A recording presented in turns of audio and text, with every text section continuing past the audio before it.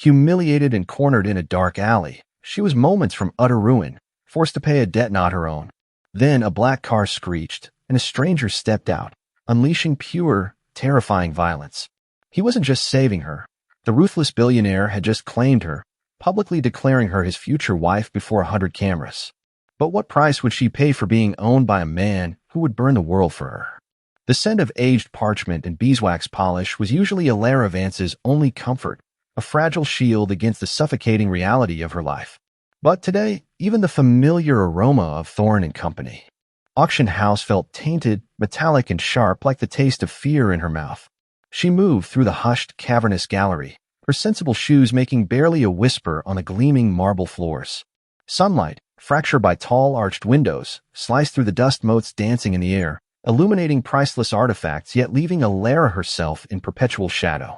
She was a ghost in gilded halls, meticulously cataloging lots, her hands, surprisingly strong and deft for their slender frame, handling centuries-old treasures with a reverence no one else in this establishment seemed to possess. Alara was a savant, a silent genius.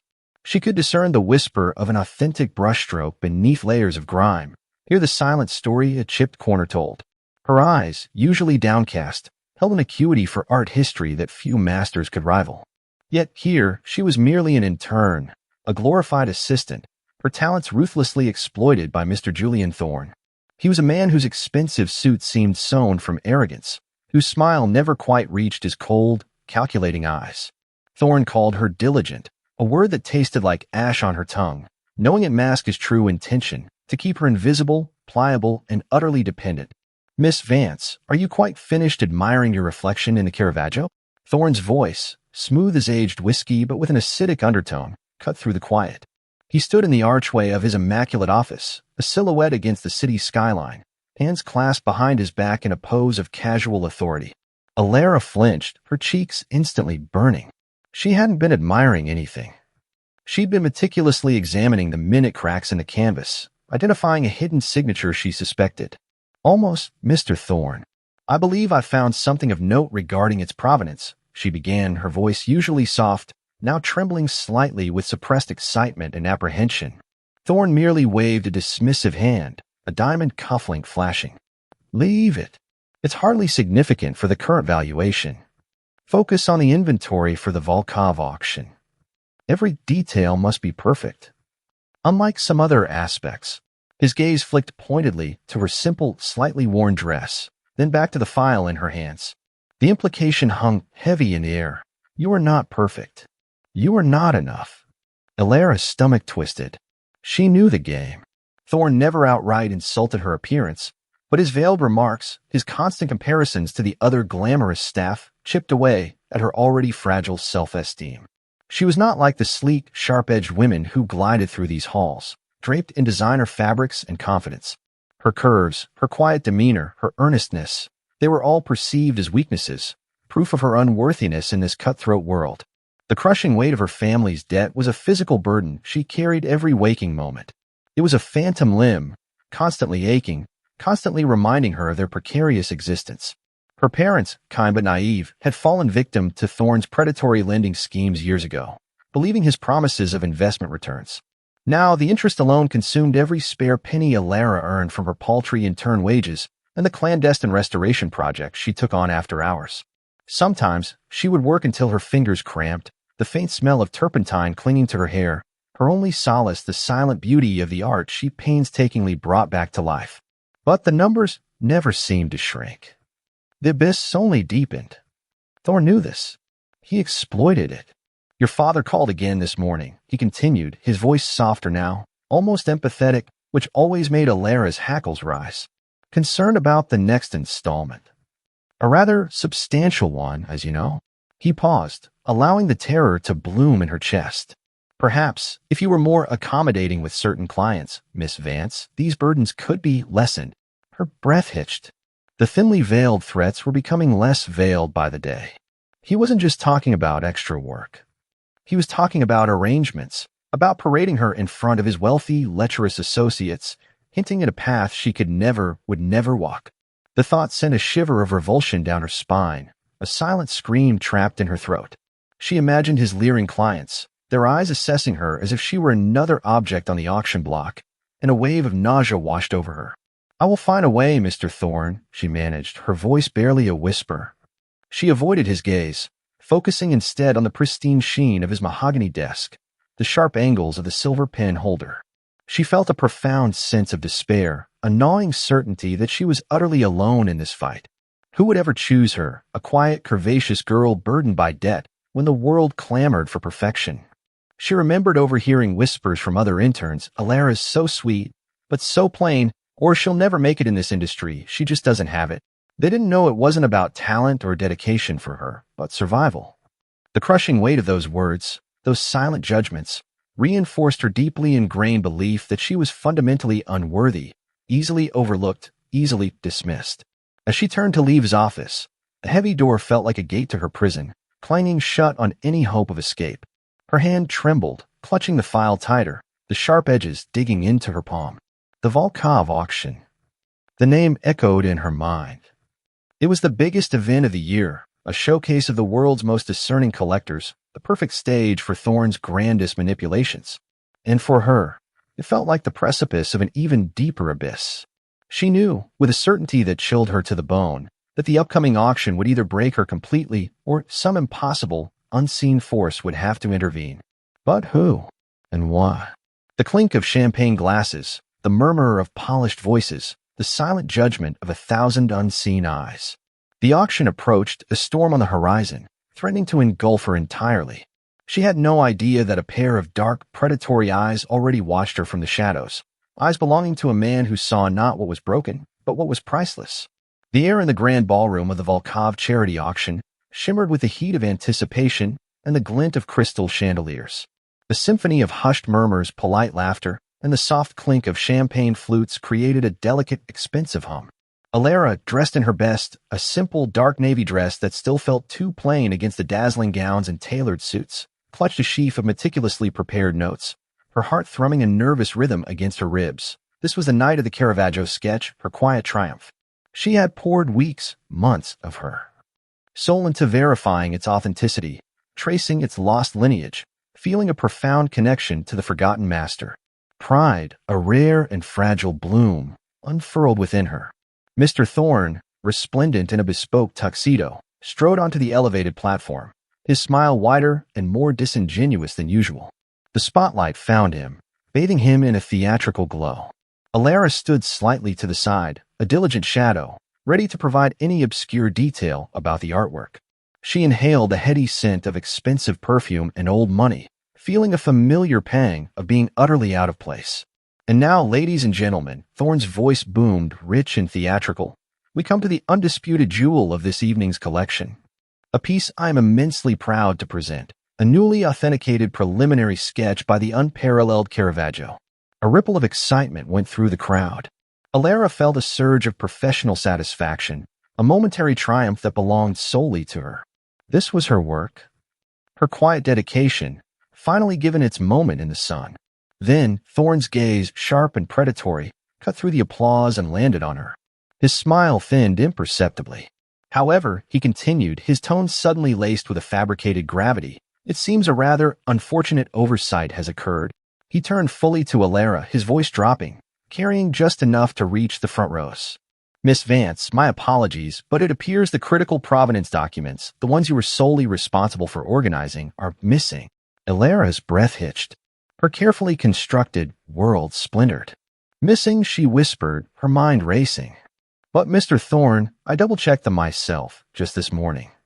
They were right here, in the blue folder, labeled for Lot 17. Panic, cold and sharp, began to prickle her skin. This was impossible. She was meticulous. Thorne raised an eyebrow, a dismissive gesture to the murmuring crowd. "Indeed, Miss Vance. And yet, they are not. A most devastating error, I must say, for such a prestigious piece." He turned back to the microphone, his voice dripping with faux regret. "Naturally, this unfortunate incident cast a shadow of doubt, forcing us to withdraw the Caravaggio from the main auction. A pity." However, he paused, his eyes gleaming with a cruel delight as they met Alara's. "As a consequence of this negligence, and to cover the substantial losses incurred, Miss Vance will, of course, be held accountable." Alara felt the spotlight now, not warm and celebratory, but harsh and condemning. The thousand eyes, suddenly filled with pity and thinly veiled judgment, were boring into her.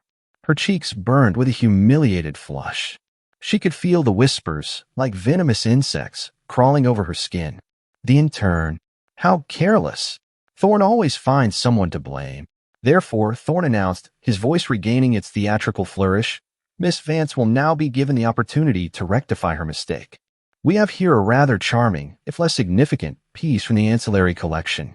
A small, rather dubious landscape. She will bid on it, of course, at its inflated reserve price, thereby accepting full responsibility for our unfortunate setback. The auctioneer, a portly man with a perpetually bored expression, mechanically called out a ridiculously high starting bid for a cheap, garish landscape painting. Alara's vision blurred. This wasn't just humiliation. It was financial ruin. The reserve price Thorne had named was astronomical, far exceeding the meager savings she had, far beyond anything she could ever hope to repay.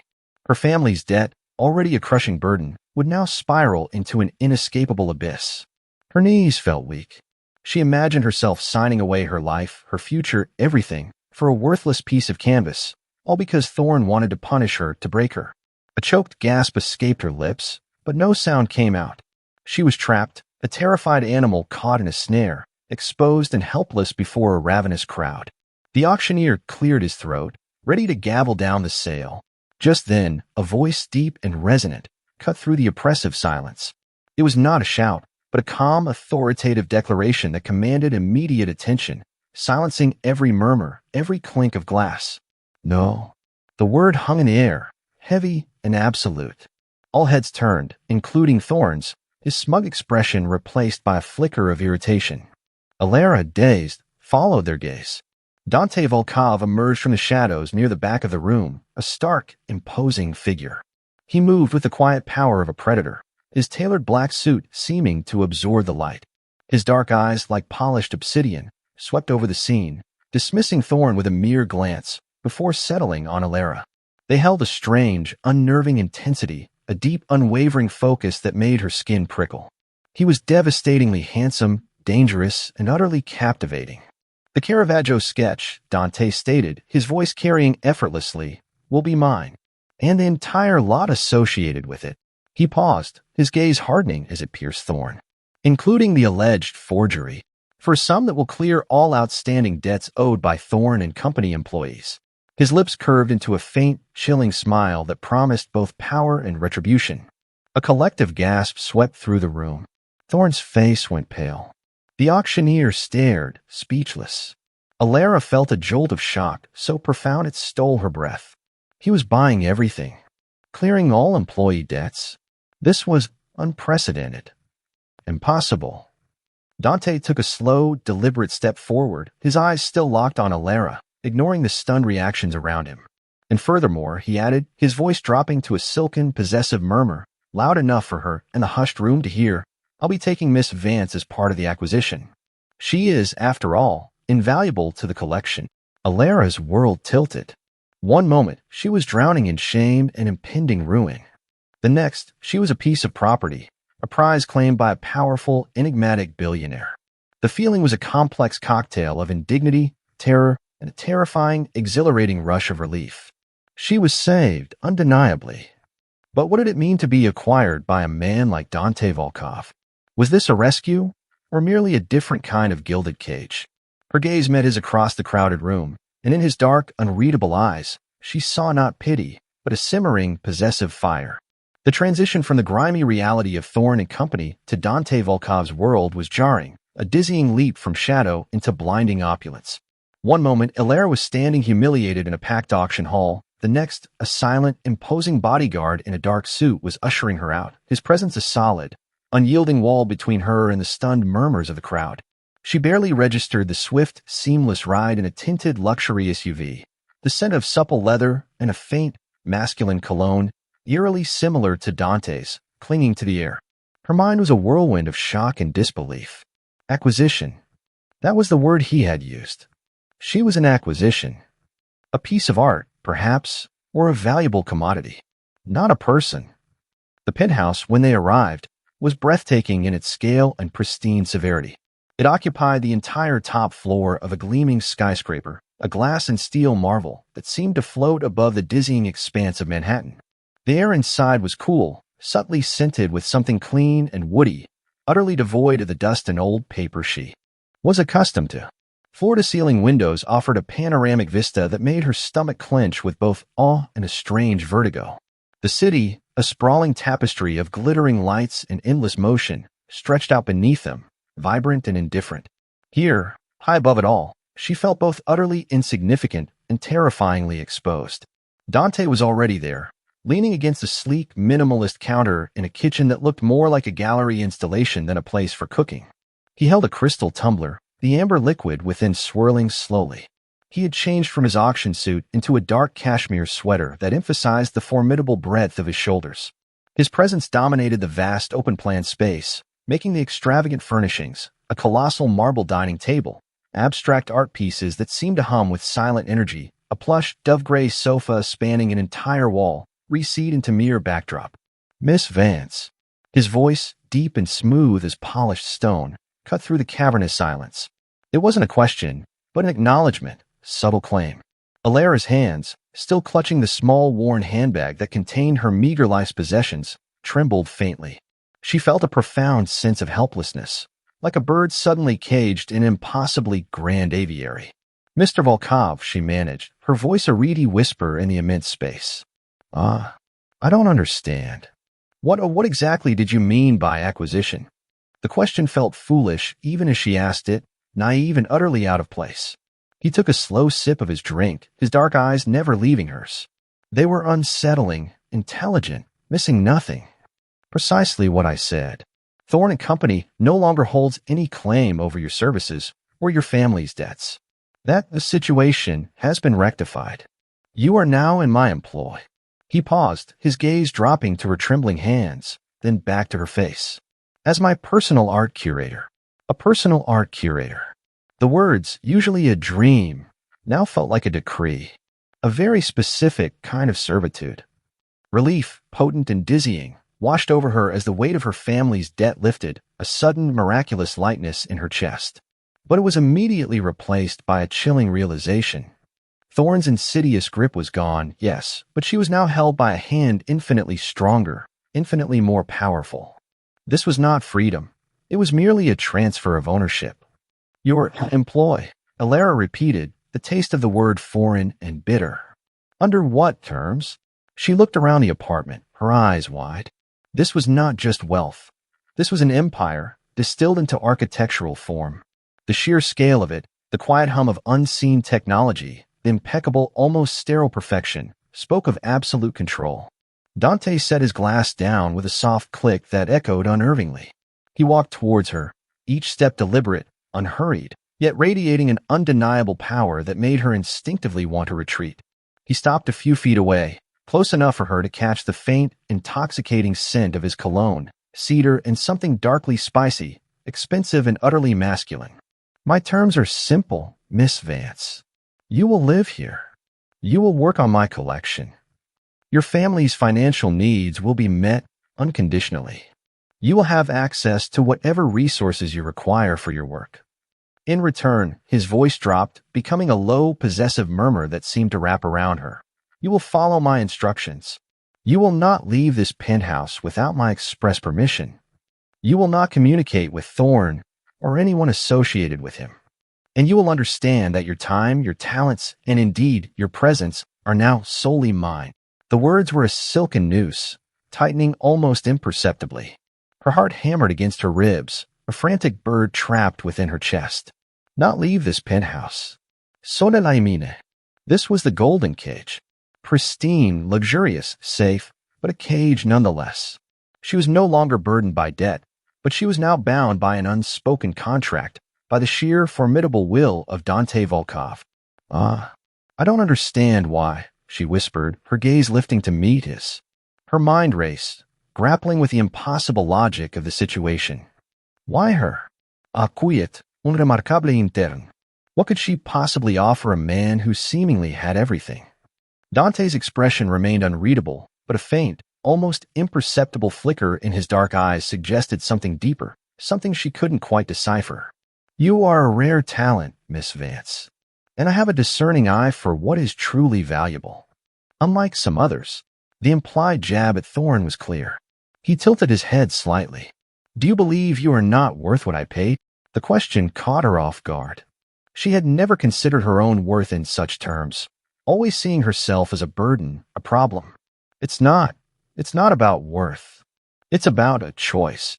A ghost of a smile touched his lips, chillingly devoid of humor. Choice is a luxury, Miss Vance, that few truly possess. You had no choice but to be crushed by Thorne. Now you have the choice to thrive under my protection. It is a far superior alternative, I assure you. He stepped closer, reaching out a hand, not to touch her, but to gently guide her gaze towards a vast empty wall. This, he said, his voice now imbued with a different kind of intensity, a hint of passion that surprised her, is where the Caravaggio will hang, and you will ensure its legacy is never again questioned. She looked at the empty wall, then back at him. His certainty, his power, his unwavering belief in her talent, even as he stripped her of her autonomy, was unnerving. He saw her, truly saw her, not as a fat girl or a negligent intern, but as someone capable, valuable. The conflicting emotions warred within her, the heady relief of safety, the terrifying loss of self, and a strange, nascent curiosity about this man who had so dramatically reshaped her world. As he turned to retrieve his drink, leaving her standing alone in the vast, echoing silence, Alara knew one thing with absolute certainty. Her life, for better or worse, was no longer her own. She was under his protection, yes, but she was also under his command. And the true nature of this gilded cage, and the man who held the key, remained a terrifying, tantalizing mystery, waiting to be unveiled. The silence of the penthouse pressed in on her, broken only by the distant hum of the city and the even more distant echo of her own frantic heartbeat. She wondered, with a morbid fascination, what Dante Volkov truly wanted with his new acquisition and what quiet demands he would make. The air in Dante's private gallery, a sprawling wing within his penthouse, was a delicate blend of old oil paint, polished wood, and something faintly metallic, like the distant hum of the city itself. It was a space designed for reverence, each priceless artwork bathed in carefully calibrated light, displayed with a minimalist elegance that spoke of boundless resources and exquisite taste. Alara Vance found herself immersed in this sanctuary, her new work a dizzying privilege she couldn't quite reconcile with her new reality. Her first days were a whirlwind of meticulous inspection. She moved from canvas to sculpture, her fingers, still faintly stained with the grime of her past life, now tracing the subtle textures of masterpieces. The Caravaggio sketch, her hard-won prize, hung proudly in a climate-controlled alcove, its dark beauty a constant reminder of how she had come to be here. She spent hours studying it, sometimes humming a forgotten, melancholic tune under her breath as she considered the precise temperature and humidity required for its preservation. The work was absorbing, a balm to her agitated spirit, but she was never truly alone. A flicker of movement in the polished surface of a nearby bronze sculpture. A sudden, almost imperceptible shift in the ambient air pressure. Alara felt him before she saw him. Dawn. He was a silent sentinel, appearing and disappearing like a shadow within his own domain. He never announced his presence, never intruded on her work with a jarring question or a loud command. He simply was. One afternoon, lost in the delicate brushwork of a lesser-known Renaissance portrait, Alara had accidentally smudged a tiny speck of dust from her cheek onto the canvas. A gasp caught in her throat. Her heart hammered with a sudden, primitive fear. Before she could even process a solution, a crisp, white linen handkerchief appeared in her peripheral vision. Dawn. He held it out, his hand unmoving, his expression unreadable. A clean touch is paramount, he murmured, his voice a low thrum that sent an unexpected shiver down her spine. He didn't offer a reprimand, only a quiet observation. She took the handkerchief, her fingers brushing his for a fleeting second. His skin was warm, firm, an electric jolt that made her withdraw her hand as if burned. The scent of his cologne, clean and darkly complex, enveloped her for a moment before he retreated. She found herself becoming acutely aware of him. The subtle scent of his presence lingering in her room after he'd left. The faint sound of his leather-soled shoes on the distant marble. The quiet click of a door closing. Her senses, once dulled by the relentless stress of her former life, now seemed heightened, tuned to the minutiae of his existence. He provided. Without a word. A steaming mug of perfectly brewed coffee would appear on a side table, when she was deep in her research, the rich aroma comforting and unexpected. Meals, healthy and exquisitely prepared, were left in the kitchen, always just as she felt the first pangs of hunger. These were not the actions of a cruel captor, but of someone attentive, someone who noticed. One evening, while scrutinizing a particularly challenging ancient tapestry, Alara felt a dull ache in her shoulders.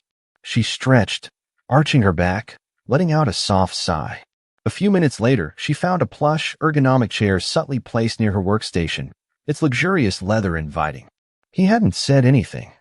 He hadn't asked. He had simply observed and provided. This unspoken solicitude chipped away at her ingrained fears, slowly, subtly. She had expected a monster, a man who would make her pay for his generosity in ways that bruised the soul. Instead, she found a quiet, watchful guardian. A jailer, yes, but one who meticulously ensured her comfort, her needs, her safety. The dichotomy was unsettling, leaving her perpetually off balance, suspended between gratitude and trepidation. Her internal monologue became a constant battlefield. He's just being strategic. He wants you focused on his art. This isn't kindness, it's control. Yet another part of her, a tiny, hopeful voice she barely recognized, whispered, but he notices. He truly sees you. No one, not even her own parents, had ever paid such precise, silent attention to her needs. Thorne had only seen her utility, her vulnerability. Dante saw something else, something she couldn't quite name, but it made her heart flutter with an unsettling mixture of fear and a dangerous, nascent warmth. The tension between them was a palpable, silent current. Sometimes, their eyes would meet across the vast gallery, and a jolt, raw and undeniable, would pass between them.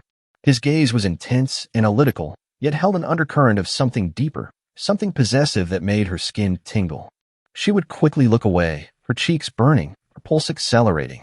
She felt like a specimen under a microscope, every subtle reaction, every blush, every tremor, scrutinized and cataloged by him.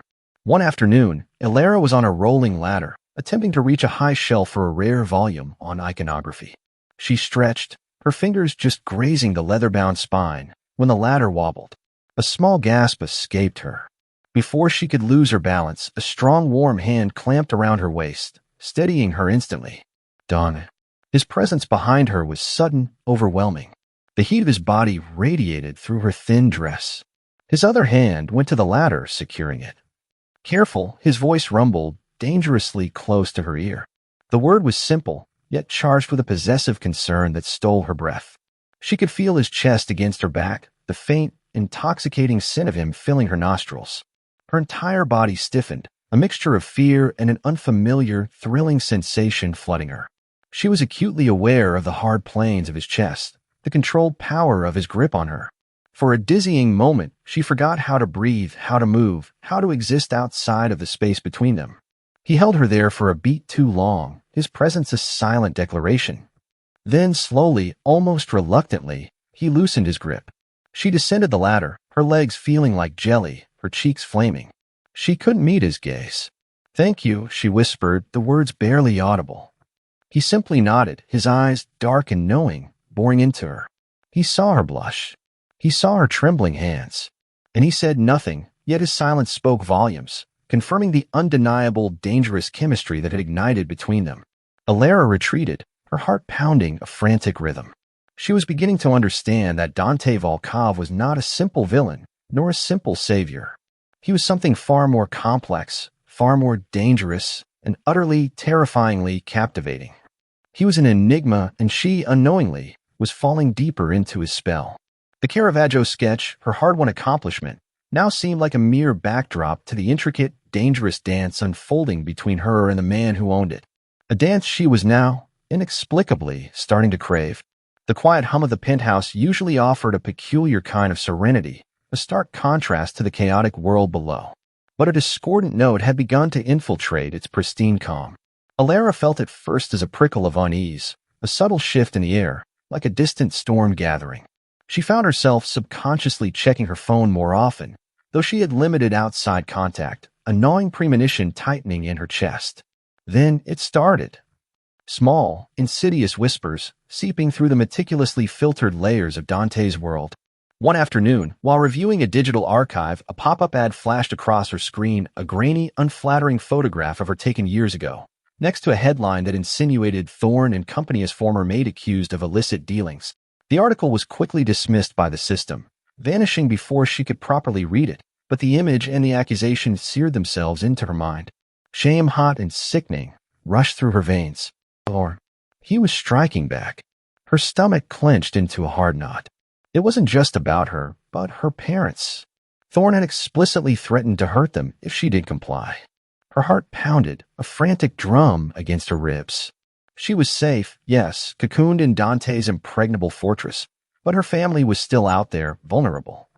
Guilt, sharp and agonizing, twisted inside her. Had she traded her family's security for her own momentary escape?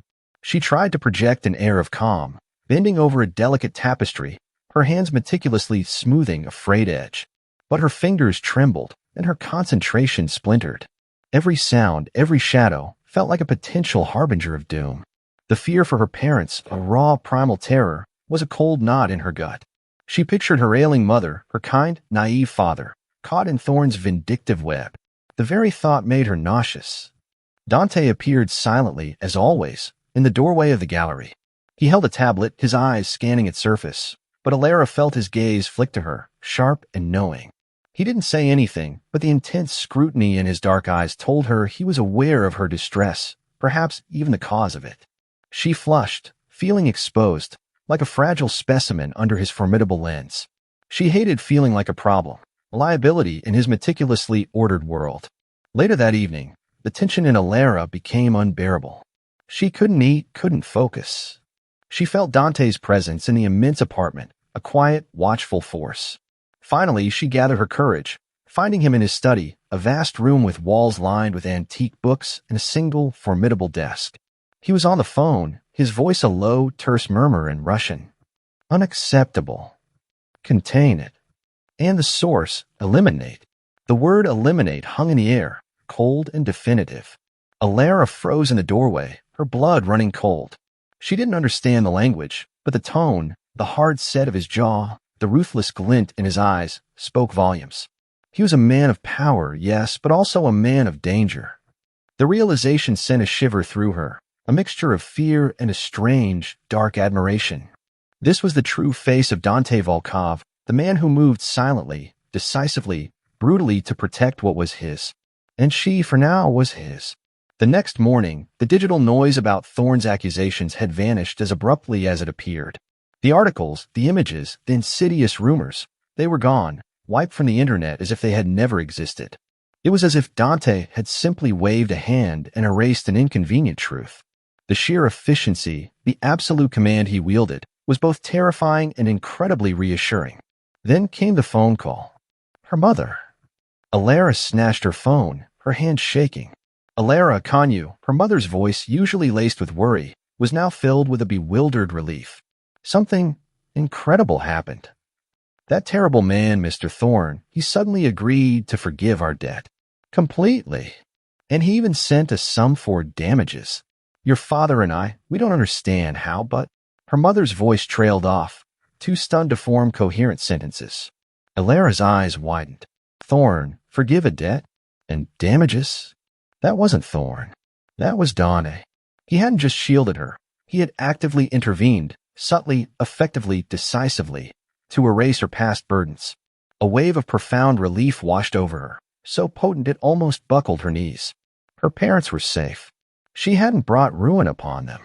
But with the relief came a new layer of apprehension.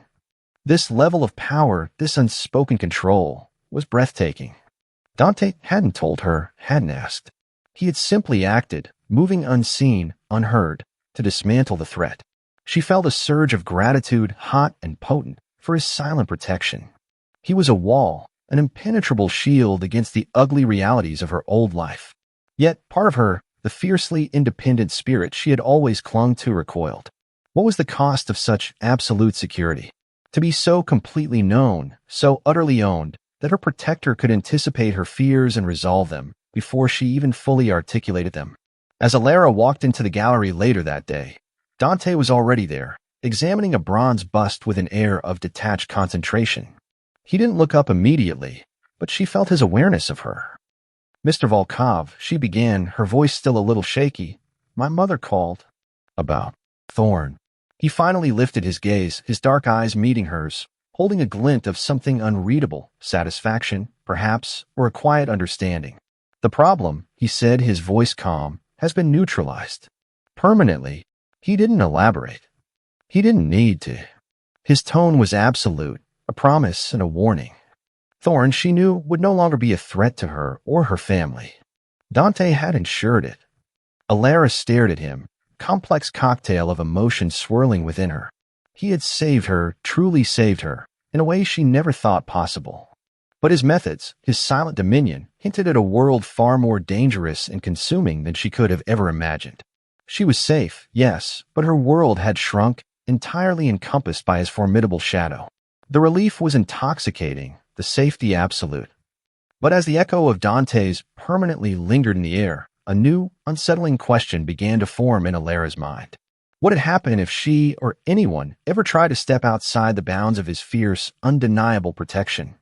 The hushed silence of Dante's private collection had begun to feel less like a prison and more like a sanctuary. Alara Vance found a peculiar rhythm in the meticulous care of ancient artifacts, the quiet hum of climate control, and the pervasive, almost comforting scent of old money and power that clung to the air. She had explored every grand hall, every gilded alcove, but one section of the gallery remained largely untouched, a smaller, more intimate wing nestled behind a discreet, unmarked door. It felt almost personal. Driven by an insatiable curiosity that even her ingrained timidity couldn't quell, Alara finally ventured into it one crisp afternoon. The air here was subtly different, heavier, with a faint, almost imperceptible scent of pipe tobacco and something else, wood smoke, perhaps, or a memory of it. It wasn't the curated perfection of the main gallery. Here, the pieces felt less like investments and more like fragments of a life. Her gaze fell upon a particular canvas, nestled between two much older, imposing Russian landscapes. It was a stark contrast, a modern, almost minimalist oil painting, abstract in its raw, brutal lines, yet undeniably powerful. Dark, bruised blues bled into aggressive slashes of crimson, punctuated by stark white lines that resembled jagged scars. It wasn't beautiful in the classical sense, but it resonated with a visceral, unsettling pain. No artist's signature was visible.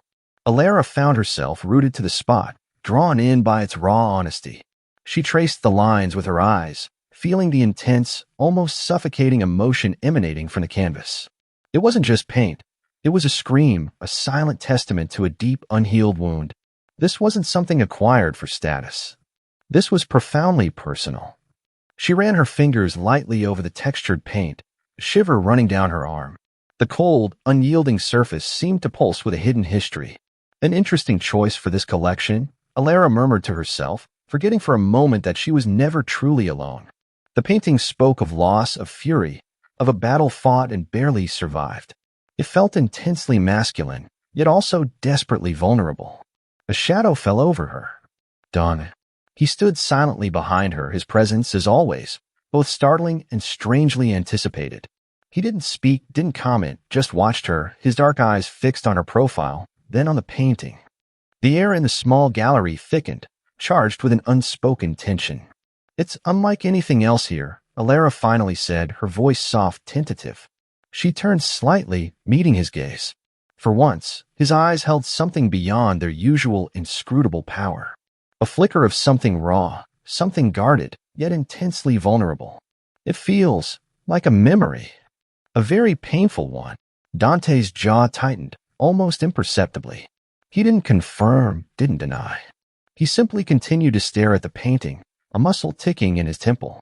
The silence stretched, fraught with a delicate weight. Alara felt a deep, unfamiliar urge to understand, to soothe. She saw for the first time a hairline crack in his formidable facade. The blues, Alara continued, her art historian's instincts overriding her usual shyness. They're so deep, so mournful. Like an endless night. And the crimson, it's not blood exactly. It's the echo of violence, of a wound that refuses to close. And the white lines, they're like attempts at healing, but they're jagged. Like scars that haven't faded. She paused, then, emboldened by the stillness of his reaction, she looked at him again. Someone someone very close to you. Lost or taken. His gaze snapped to hers, piercing, intense. For a heartbeat, she thought he might rebuke her, dismiss her presumptions. But then a sigh, so soft it was almost a whisper, escaped him. A sound of weary resignation, of a burden carried for too long. "My mother," he said, his voice rough, stripped of its usual smooth command. The words hung heavy in the air, revealing a raw, unhealed grief. She painted it. Months before, she was gone. Ilara's breath hitched. Her heart clenched with a powerful, aching empathy. His mother. The painting suddenly made horrifying sense. The deep blues of mourning, the crimson of a violent end, the jagged scars of a life irrevocably broken. "I'm so sorry," she whispered, the words inadequate, clumsy, but heartfelt. He turned fully to the painting now, his posture losing some of its rigid control, a subtle slump in his broad shoulders. She was light, all light and color. They tried to dim her, to silence her. For what she knew, for what she represented. His voice was low, almost a growl, filled with a deep, simmering fury that had never truly abated. "They thought by taking her, they would take everything from me. They thought they succeeded." Ilara watched him, a man so powerful, so feared, yet standing before her, vulnerable in his grief. The overwhelming image of the ruthless billionaire shattered, replaced by the portrait of his son, heartbroken and haunted. She reached out instinctively, her hand hovering near his arm, then pulling back, unsure if she dared. He must have felt her hesitation, or perhaps her silent empathy. He turned, his gaze meeting hers, no longer guarded, but raw, exposed. "You see it," he said, a statement, not a question. "Most people, they see a canvas. Or they see the monster I became. I see a son who loved his mother," Ilara replied softly, her own eyes misting. She finally reached out, her fingers gently, tentatively, touching his arm. His skin was warm, firm, but beneath the power, she felt the subtle tremor of an old, deep pain. It was a gesture of comfort, not submission. And he allowed it. He didn't pull away. He looked down at her hand on his arm, then back into her eyes.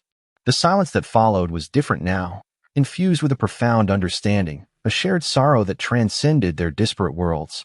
He had led her into a part of himself he had clearly locked away, a sanctuary of grief he had never allowed anyone else to breach. And in that moment, Ilara felt a connection to him that was deeper, more terrifying, and infinitely more precious than any she had ever known. She wasn't just an acquisition. She was a confidant, a witness to his most private wound. The weight of his past, his pain, settled around them, a heavy shroud of intimacy. But as Ilara looked into his suddenly unguarded eyes, a new fear sparked within her.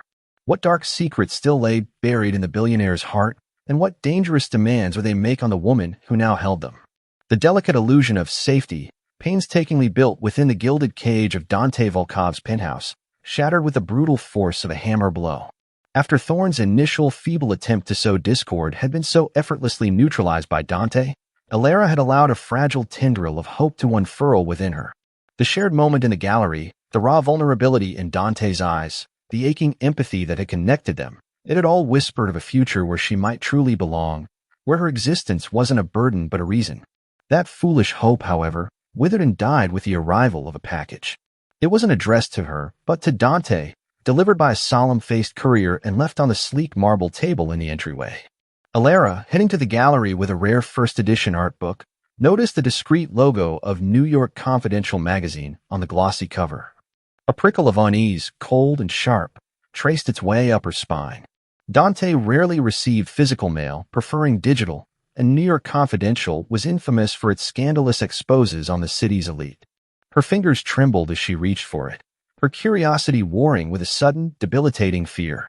The cover image was immediately chilling, a close-up, grainy photo of her, taken years ago, laughing uneasily at a Thorne and Company party, her face flushed, her simple dress clinging awkwardly. Beside her, looming uncomfortably close, was one of Thorne's more notoriously unsavory clients, a man whose lecherous gaze had always made her skin crawl. The photo was expertly manipulated, cropped to imply intimacy, bathed in a sickly yellow light that made everything seem sordid. The headlines, stark and damning, screamed from the page, Volkov's curator or Thorne's call girl. Billionaire's new acquisition, linked to illicit art world schemes. Ilara felt the blood drain from her face, leaving her colder than the polished marble beneath her feet. Her hands, suddenly clammy, fumbled with a magazine. Her eyes darted to the article beneath, a scathing, venomous screed that twisted every interaction, every innocent detail of her past life, into a damning narrative. It painted her as a conniving opportunist, a low-class maid who had used her charms to ensnare wealthy clients for Thorne and now for Dante. It hinted at a long history of favors exchanged for debt forgiveness, a sordid tapestry of lies woven with chilling conviction. A wave of nausea, so potent it made her dizzy, washed over her. This wasn't just an attack. It was a character assassination, a public execution of every shred of dignity she possessed. Her deepest fears, her most agonizing insecurities, were laid bare, magnified, and broadcast to the world. Fat girl. Unworthy. Dirty. Call girl. The words echoed in her mind, a cacophony of venomous whispers, confirming every ugly thing she had ever believed about herself. She sank onto the nearest sofa, the plush cushions offering no comfort against the brutal reality of the words. Her vision blurred, tears stinging her eyes, but she refused to let them fall. She didn't deserve them. This was her fault.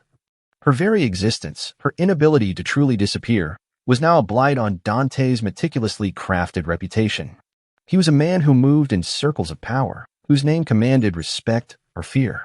And now, because of her, that name was being dragged through the mud, associated with tawdry scandals and illicit affairs. How could I have been so selfish? So naive? Her mind screamed. To think I could ever belong in his world.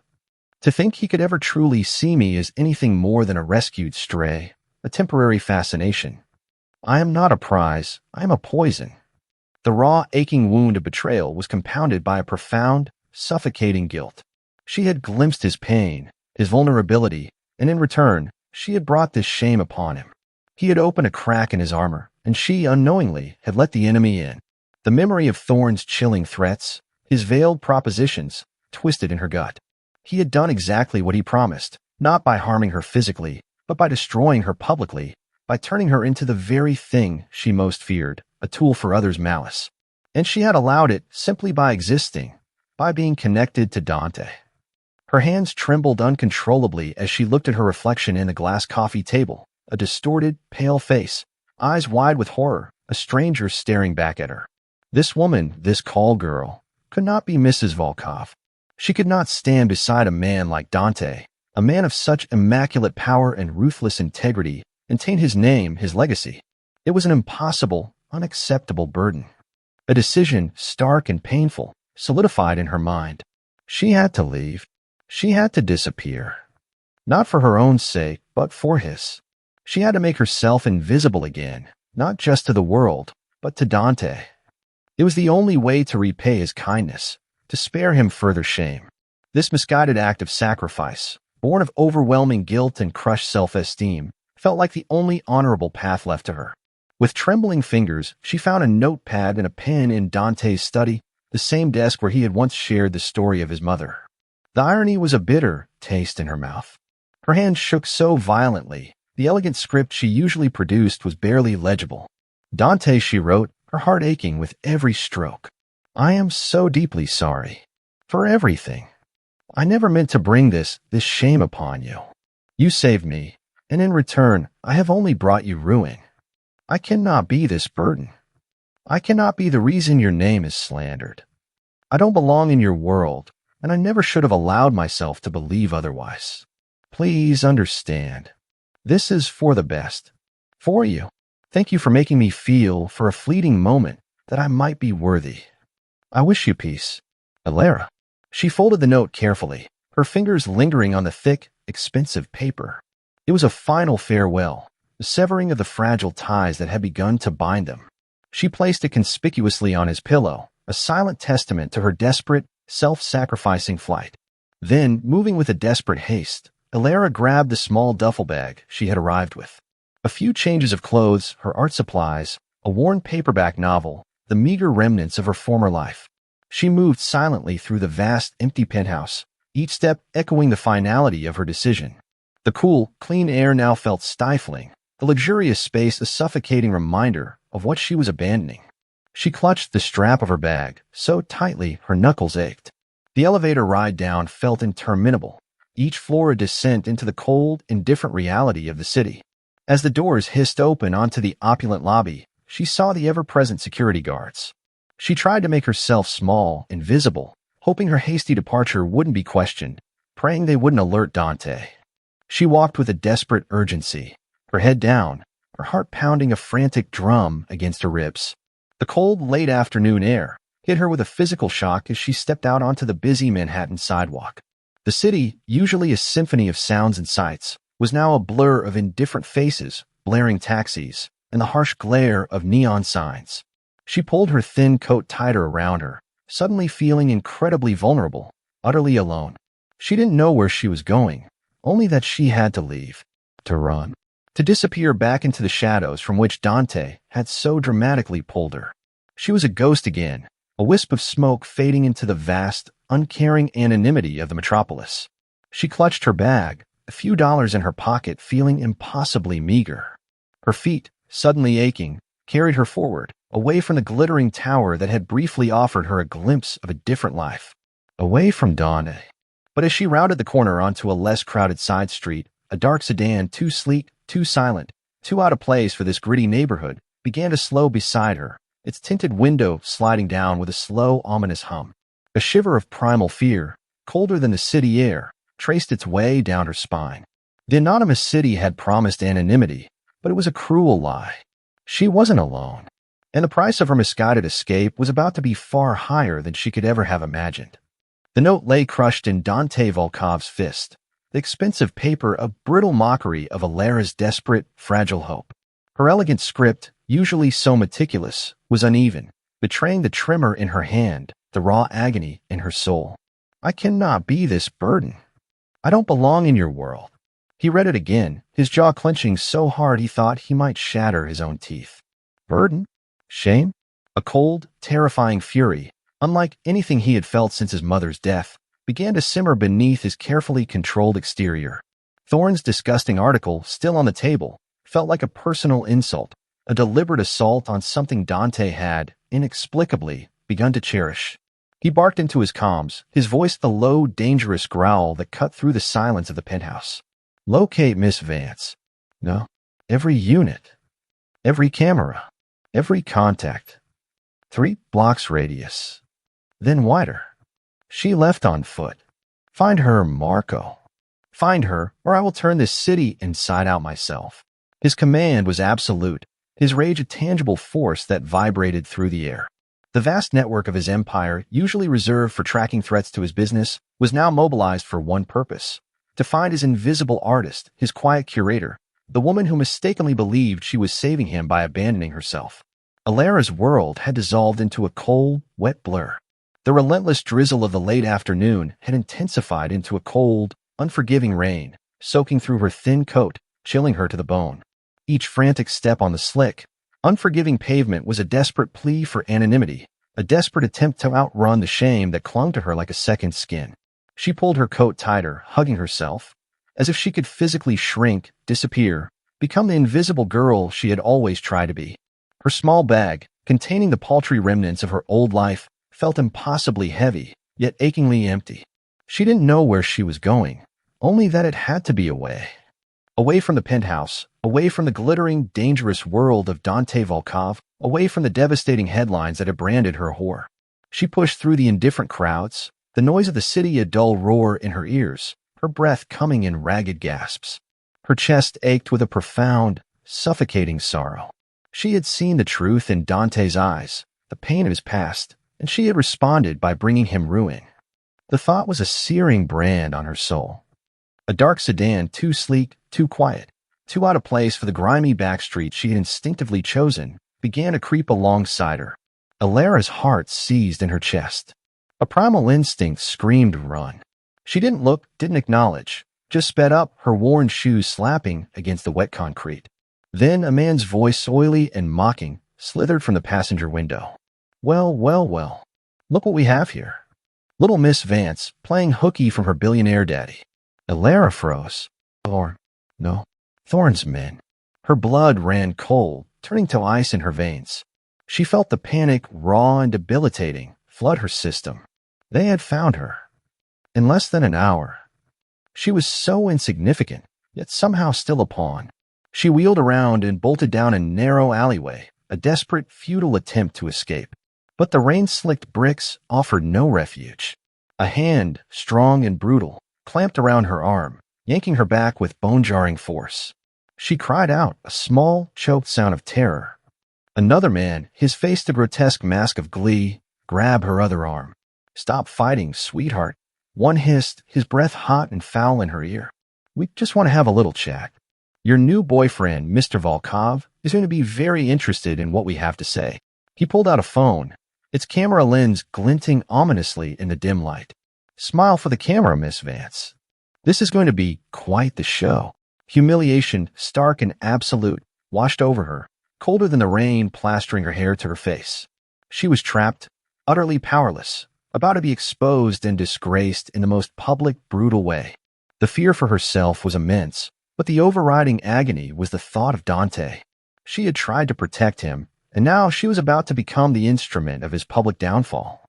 "I shouldn't have left. I should have stayed. I should have listened to him." Her lungs burned, her throat tight with unshed tears and unspoken screams. Just as the man's crude fingers fumbled with her dress, another sound ripped through the rain-soaked alley. A screech of tires, impossibly loud, impossibly close.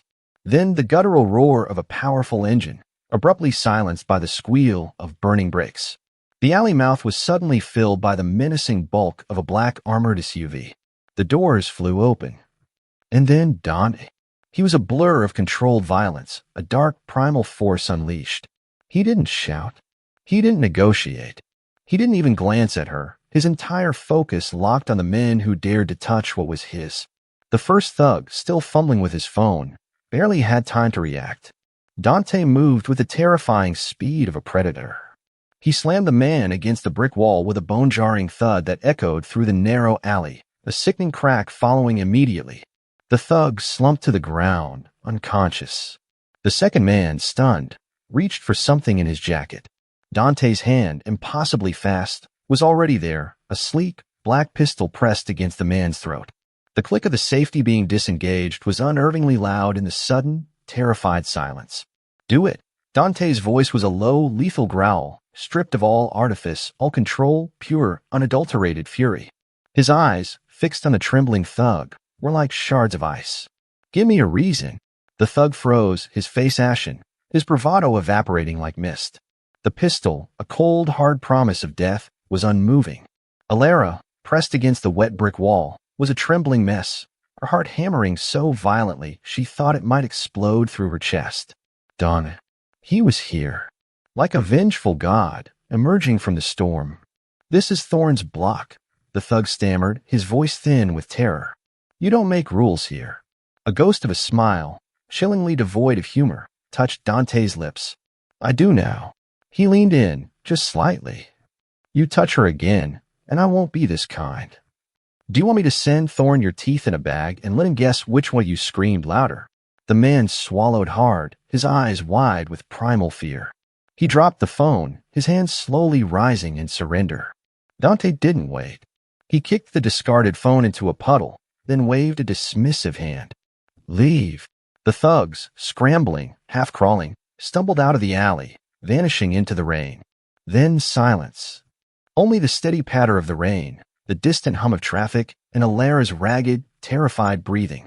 Dante turned, all the brutal violence draining from his face, replaced by an expression of stark, raw relief. Alara. Her name on his lips was a whispered prayer, a desperate plea. He took a slow step towards her, his eyes devouring her, checking for injuries, for any sign of harm. "Alara, look at me." Her chest hitched. Tears, hot and uncontrollable, mingled with the cold rain on her cheeks. "I'm sorry," she choked out, the words ripped from her soul. "I shouldn't have left. I thought I was making it easier for you." The article, she called herself your mistress. I didn't want to ruin your life." His jaw clenched, a muscle jumping in his cheek. He exhaled slowly, a sound that was a mixture of disbelief and utter exasperation. "Mistress? That woman is a political maneuver, nothing more. Reporters write anything in April. It means nothing." He took another step, closing the distance between them. You thought you were making it easier? His voice was low, dangerous, laced with a fury that wasn't directed at her, but at the world that had made her believe such a monstrous lie. He reached out, his hands surprisingly gentle, cupping her face. His thumbs brushed away the tears and rain, his touch grounding, possessive.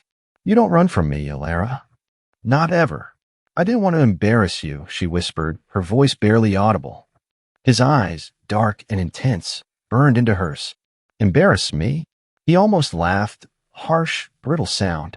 Alara, I shut down 3 blocks of traffic looking for you. Every crew I own is out here right now. Every car, every ear, every camera pointing down every alley. You disappear in my city, the city stops moving.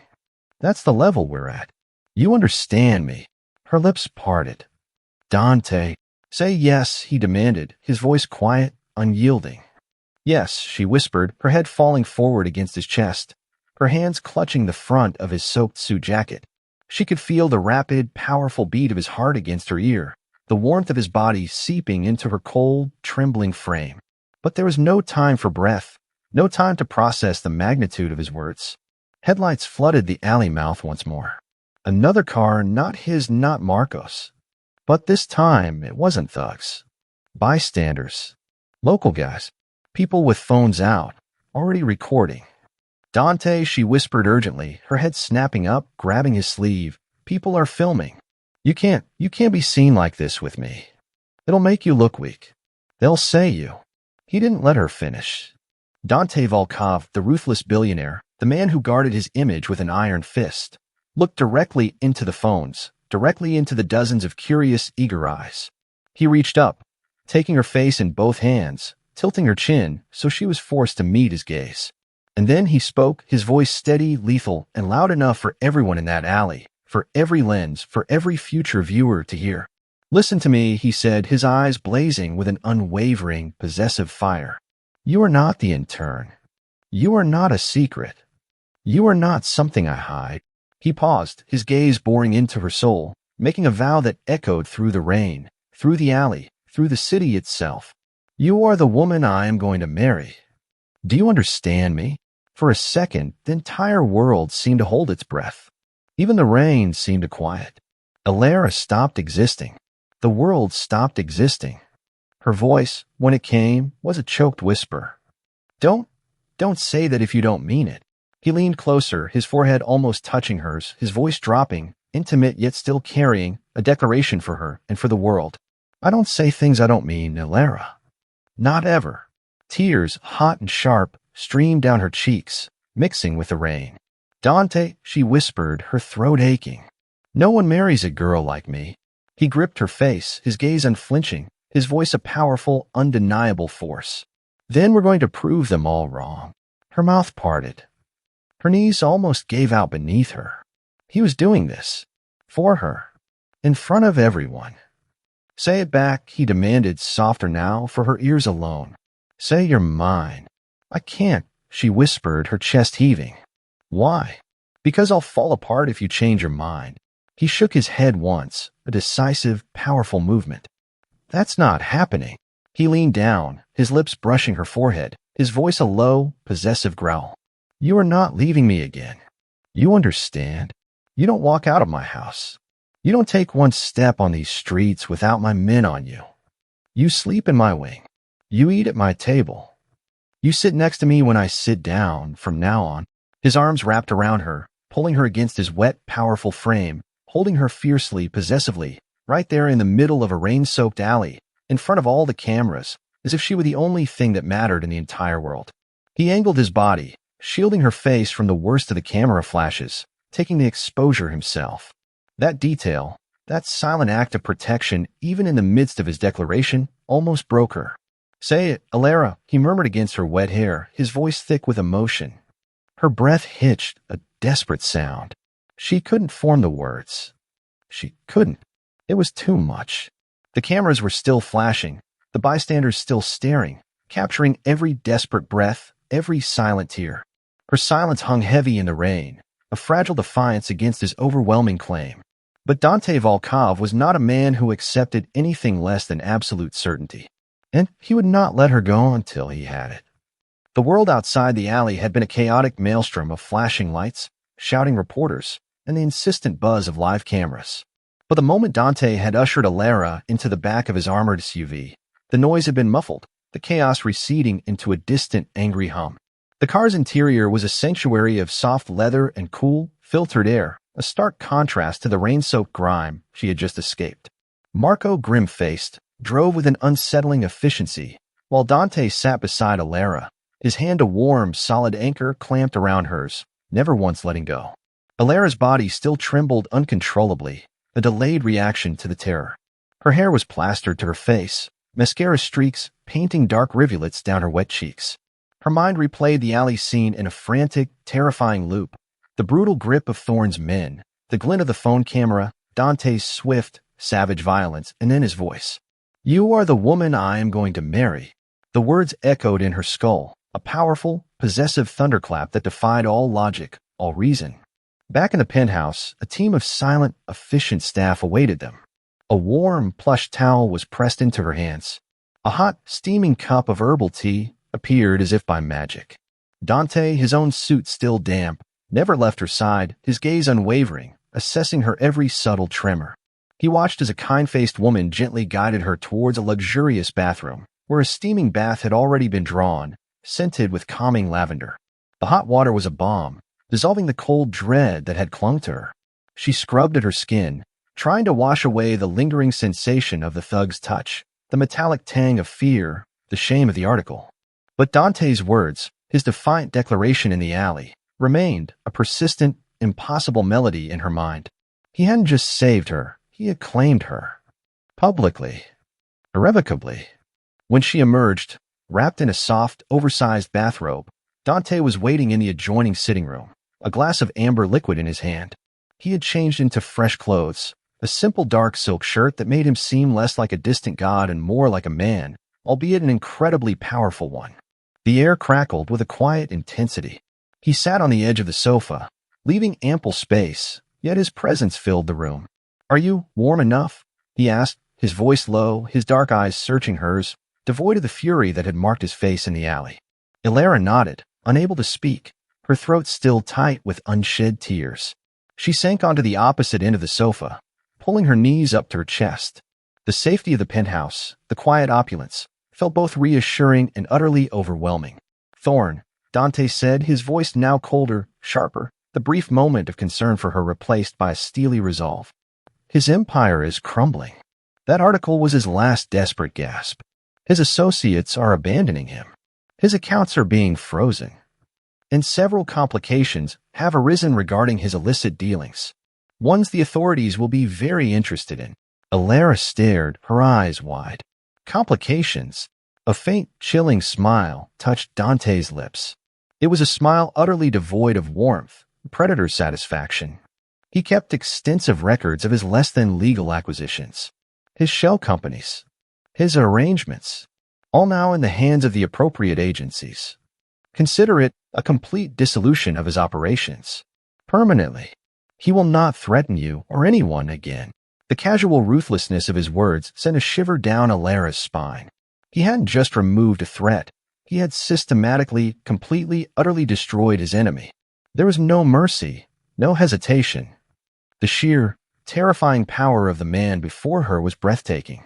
She felt a profound sense of awe tinged with a healthy dose of fear. This was the dark side of his protection, the shadow of his vast empire. But for the first time, she understood, truly understood, the impenetrable wall he had built around her. The next morning, the city was alive with the news. Not just of the alley incident, which had already gone viral, but of Thorne and Company's shocking downfall. Dante had orchestrated a press conference, swiftly, decisively. Alara sat in the privacy of his study, watching it unfold on a large screen. Dante, flanked by his lawyers, stood before a phalanx of microphones, his expression unyielding, his voice calm, cutting through the clamor of questions. He began by systematically refuting the fabricated article, presenting undeniable evidence that Alara's past interactions with Thorne's clients were purely professional, manipulated for malicious intent. Then, with devastating precision, he pivoted, unveiling a meticulously documented exposé of Thorne's decades-long criminal enterprise. art fraud, money laundering, and coercion. The evidence was irrefutable, leaving no room for doubt.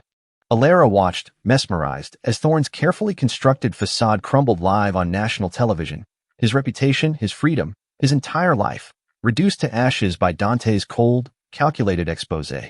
The images of Thorne, being led away in handcuffs, flashed across the screen. He was utterly broken. Then Dante's voice, smooth and powerful, cut through the stunned silence of the press corps. Regarding the woman who was so cruelly slandered by this criminal, he paused, his gaze sweeping over the cameras, projecting an image of unyielding resolve. Miss Alara Vance is not merely my personal art curator.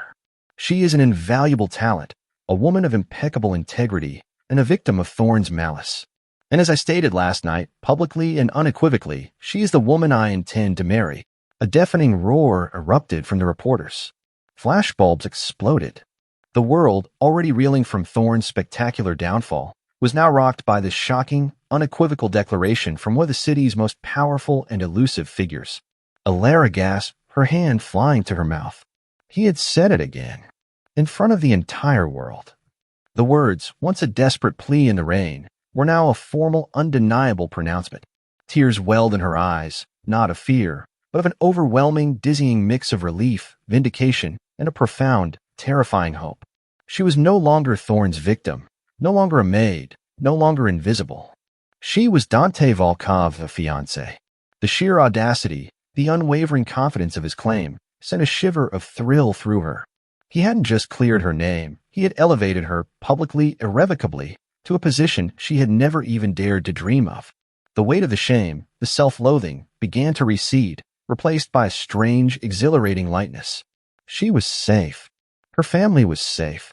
And she was irrevocably claimed.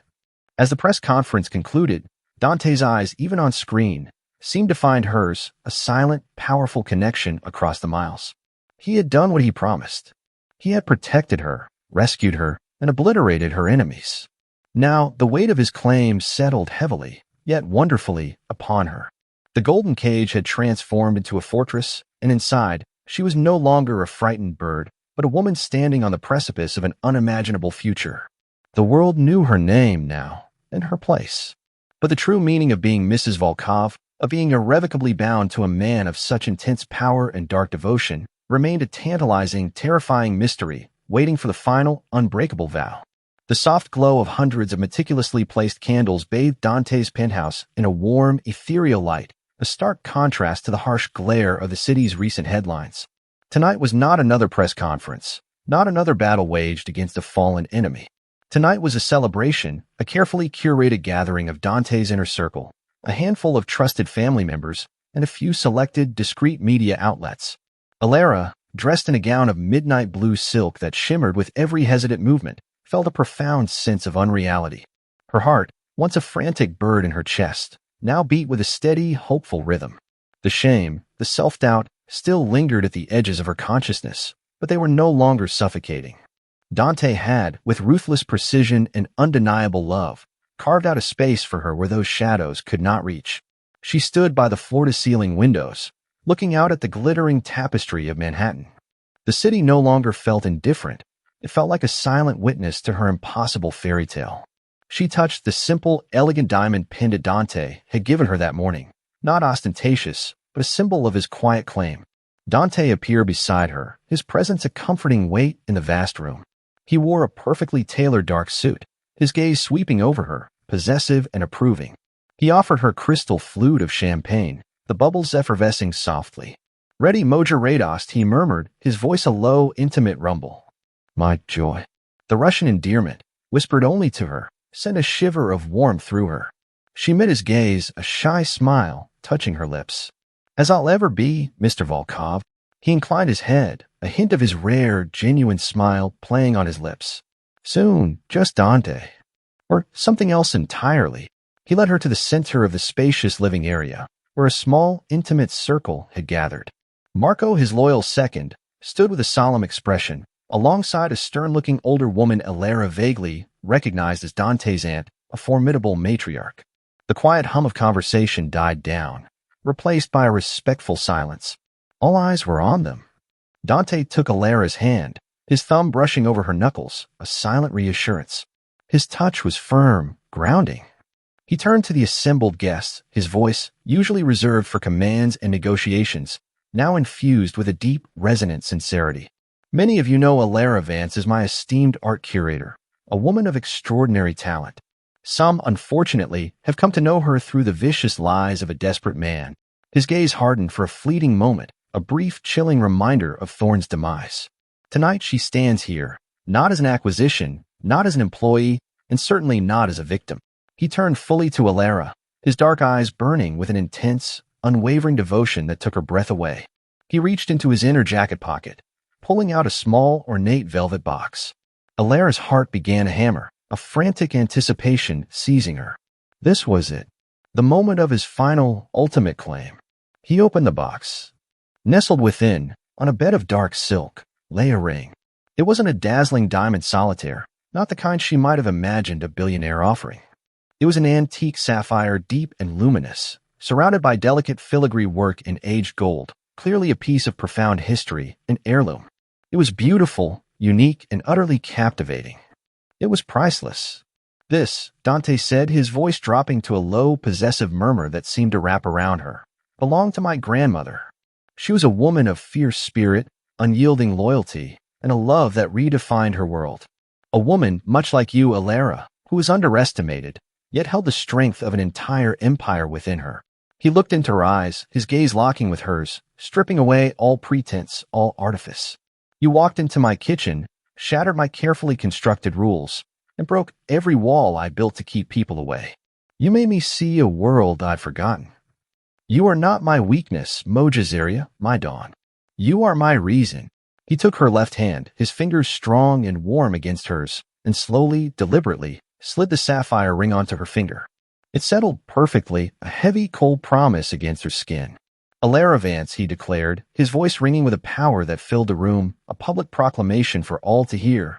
You are mine, my equal, my partner, my life, and my future wife. He squeezed her hand, then, looking deeply into her tear-filled eyes, added softly, for her ears alone, "And with this ring, I ask you truly to be Mrs. Volkov. Forever." Tears, hot and plentiful, finally spilled down Alara's cheeks, a torrent of release and overwhelming emotion. She had come to him a frightened, invisible intern, buried under debt and shame. Now she stood as his future wife, publicly claimed, fiercely protected, and loved with a depth that transcended her wildest dreams. The sapphire on her finger felt heavy, but no longer a burden. It was a beacon. Yes, she whispered, the single word choked with emotion, yet ringing with absolute conviction. Yes, Dawn, I am yours. Forever. A wave of applause, restrained yet heartfelt, filled the room. Dante's lips curved into a genuine, breathtaking smile, a rare sight that made her heart ache with pure joy. He pulled her gently into his arms, holding her close, pressing a soft, lingering kiss to her forehead. Good girl, he murmured, his breath warm against her skin. Now go show them your ring. Show them who you are. Later, as the guests began to depart, Alara stood on the balcony, Dante's arms wrapped around her waist, his chin resting on her shoulder. The city lights twinkled beneath them, a vast, glittering expanse. The sapphire on her finger caught the moonlight, a silent testament to their unbreakable bond. This is real, she whispered, a hint of lingering disbelief in her voice. He kissed her temple. As real as it gets, Lyubov Moya, my love. You know, she began, leaning back into his embrace.